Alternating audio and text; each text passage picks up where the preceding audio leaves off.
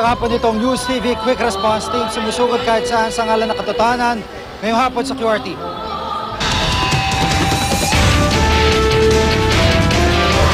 Andas ng itim na Nazareno. Patuloy ang pag-usad pabalik ng Quiapo Church. Mga gustong makalapit sa poon, labo-labo bago pa man mailabas sa Quirino Grandstand ang prosesyon.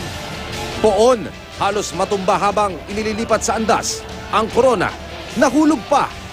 Sa kasagsagan ng prosesyon, lubid na harang sa andas, tila nagkabuhol-buhol. Ilang deboto, nasaktan. Sa MacArthur Bridge, ilang deboto, pinagtutulak ang mga container van sa pagtatangkang masunod ang dating ruta ng prosesyon. Pero bagong ruta ng traslasyon, nasunod din at dumaan sa Jones Bridge. 77 taong gulang na deboto na hindi na kayang sumampa sa andas. Lubos ang tuwa nang maipuna sa poon ang kanyang tuwalya sa tulong ng GMA News reporter na si Ivan Mayrina. At traffic signalization system at high-definition cameras ng MMDA na sampulan sa pag-monitor sa traslasyon.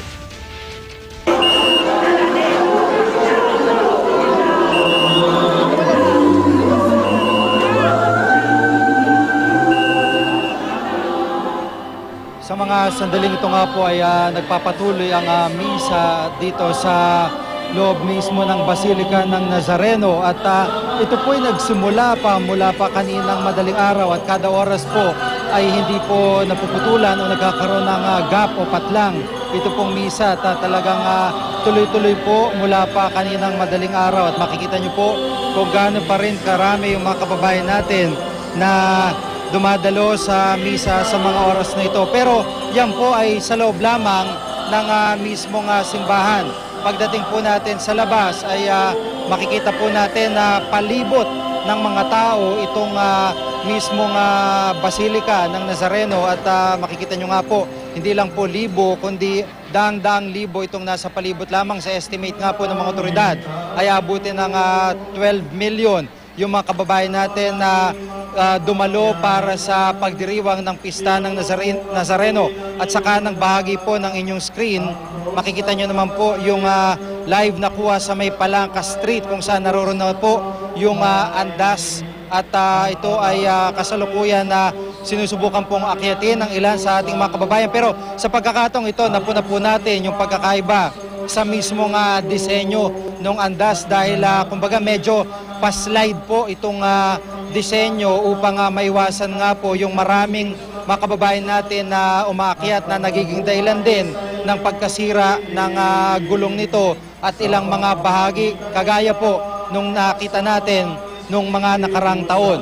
At sa pagkakataong ito, hindi nga ho natin ganong makita yung lubid na humihila po dyan sa mismong andas. Kanina po, sa may bahagi po ng Burgos, sa halos pagsisimula ng translasyon ay nakita natin na talagang tinatawag nila dito yung umuotso, yung lubid para hong halos nagbubuhol at hindi po ito o medyo delikado po ito para sa mga kababayan natin dahil hindi po nila alam kung saan talaga yung mismong direksyon ng lubid na pinag-aagawan ng ating mga kababayan.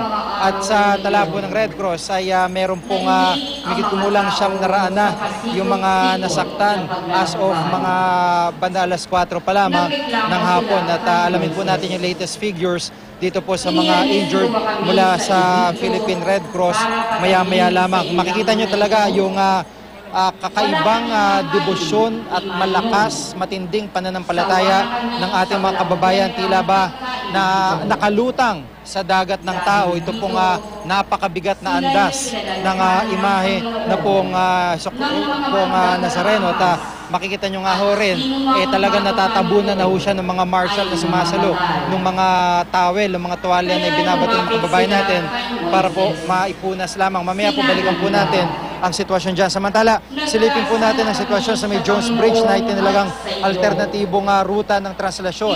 May live report si Steve Dailisan. Steve? Sige, bandang alauna nga ng hapon nang makadaan yung andas ng itim na Nazareno sa bahagi ng Jones Bridge. Bago niyan, nagkaroon muna ng konting kalituhan at pagtatangka na idaan pa rin sa MacArthur Bridge yung andas ng itim na Nazareno. Ilang mga deboto kasi kanina, Ziggy, yung ilang beses na iniusod yung container van, yung ilan sa kanila doon, talaga namang halos ipagtulakan yung container van na iusod yun. hanggang sa ilang sa mga gabay nung Nazareno yung nakiusap na lamang para nang sa gayon ay matuloy pa rin yung pagdaan sa Jones Bridge dahil nga sinabi na ng DPWH na hindi ligtas daanan yung MacArthur Bridge. Sa pagdaan naman ng andas ng Nazareno kanina sa bahagi ng Jones Bridge ay naging maayos naman. Kumbaga smooth kahit na makita nito dahil nakabantay kanina yung mga pulis, merong mga taga-DPWH, merong mga rescue teams na nakaantabay at lahat kahit napagod ay sabik na iwinigawiway yung kanilang mga panyo sa pagdaan ng Nazareno. At kasabay nga nung pagdaan ng Nazareno kanina dito sa Jones Bridge ay maya't maya naman yung mga isinugod, yung mga hinimatay. Kanina may nakita tayo, Ziggy, mga nabalian ng buto. Meron din yung mga nagkasugat-sugat yung kanilang mga paa at may mga kinailangang isugod sa ospital sa kanilang ambulansya. Pero yung mga ganitong bagay, baliwala raw dun sa mga deboto dahil higit dyan yung kanilang pananampalataya. Sa mga sandaling ito, Diggy, itong bahagi ng Jones Bridge ay nadadaanan na. May portion ng MacArthur Bridge, nadadaanan na rin. Yung mga deboto nakikita natin dito sa paligid, mga nakahiga na, iba, mga wala ng mga damit At syempre, pagod sila sa kanina pang madaling araw na pag-antabay simula pa lamang sa Quirino Grandstand. Mabanggit ko lamang, Ziggy, kasi fiesta ngayon. So bawat sulok nitong Quiapo, makikita mo merong mga nagiinuman na, may mga nakausap tayo kanina matapos nilang pumasan doon sa mismong andas. Ngayon ang hawak na nila yung kanilang mga pantagay at siyempre nagkakasiyahan. Bahagi raw yan ng pagdiriwang nila sa kapistahan ng itim na Nazareno. Yan muna ang latest mula pa rin dito sa ating kinaroroonan sa bahagi ng MacArthur Bridge. Balik sa iyo, Ziggy. Maraming salamat, Steve Dailisan.